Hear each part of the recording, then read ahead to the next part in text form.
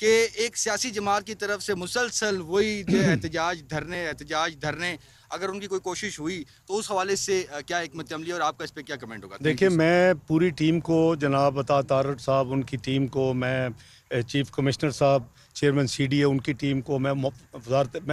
Unfair हूँगा वजारत ख़ारजा की पूरी team को, इंटीरियर मिनिस्ट्री की पूरी टीम को, तमाम स्टेक होल्डर्स जो ज़िम्मेदारी है वो कई हफ्तों से वॉक तो आपके साथ आज की है, खामोशी से अकेले कई चक्कर लगाते हैं रात को उठ के। तो इसलिए आपने भी देखा अल्हम्दुलिल्लाह इन सब दोस्तों की काविशों से आपने कहा मार्क्स मेरे नज़दीक तो 100% मार्क्स होने चाहिए सबको इंशाल्लाह। बाकी आपका जो दूसरा सवाल है वो मैं समझता हूँ कि मुल्क की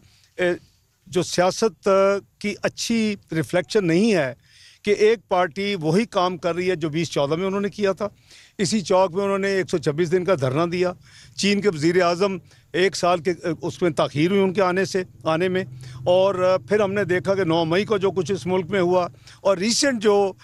हमने ऑल पार्टीज़ कॉन्फ्रेंस की, हमारा ख्याल था कि चलें ये गाज़ा के लिए है, फ़लस्तीन के शहीदों के लिए 43,000 करीबन 90,000 वहाँ ज़ख्मी हैं, ये बैरूत में जो कुछ शुरू हो चुके हैं लेबनान में उसके लिए है, तो हमारा ख्याल था कि उसमें तो वो ज़रूर अब आ जाएंगे। लेकिन आपने देखा उसमें भी उन्होंने शिरकत नहीं की।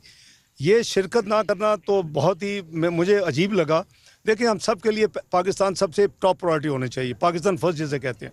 और मुल्क के मुफाद में अगर किसी ने कोई सियासी को काम करना है, कोई एहतजाज करना है, कोई धरना देना है तो बहुत टाइम है। ये 2 दिन का इवेंट है और चाइना का मिला के 3 दिन का।